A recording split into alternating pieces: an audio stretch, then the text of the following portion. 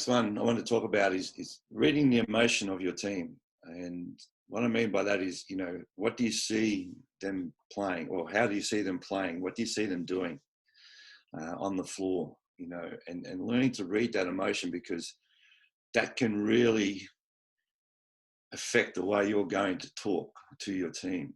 How are you going to talk to your team when they come into a timeout, or before a game, or at halftime, going in and learning how to read that. And it takes, and we don't always get it right. Sometimes we get it very wrong, like anything.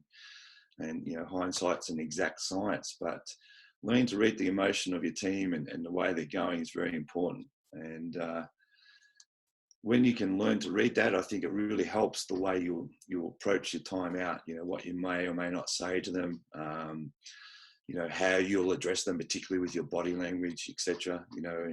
That's a real challenge I find for myself personally, because I do get, I enter the rectangle, which is what I call the basketball court. And when I do enter it, I get quite passionate. And sometimes I know here in Japan, I constantly say to them, don't confuse my passion for anger. I'm not angry. I'm just passionate and into the game as much as anybody. And, that's part of my education to the team, to make sure they don't read it the wrong way. But it's also taught me that sometimes I've got to watch my own emotions and what I'm showing, even though I'm passionate,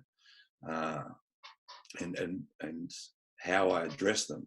So they're the things you got to see. Is the team calm? Are they stressed or anxious? If they're stressed or anxious, the last thing you need to do is go in there ripping into them and just snowballing the problems. Are they giving you energy? Do you need to provide some energy, maybe on the sidelines, or maybe in a timeout, or asking your leaders to do that?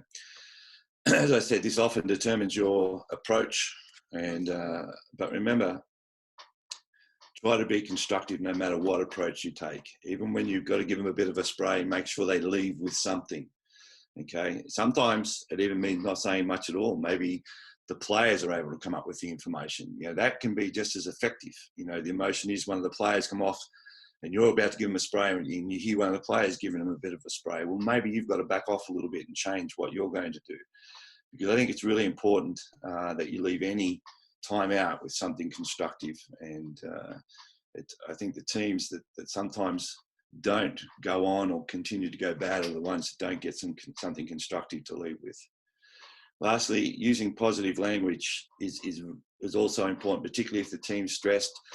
Let's say you're playing a team that's up in the lanes, for example, so using things like, when we execute this, we will get this. So, hey, guys, they're playing the lanes. That means easy back cuts and layups.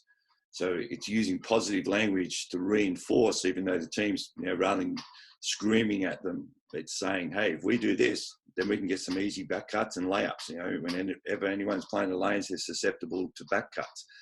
A lot of teams try and do that. And I think, with a lot of the play in Australia, with the flow offense and today's dribble handoff basketball and all that, you can really take apart some of these teams that want to pressure by just practicing these things and keeping it calm for your players, that, hey, if we just do this, this is what we'll achieve.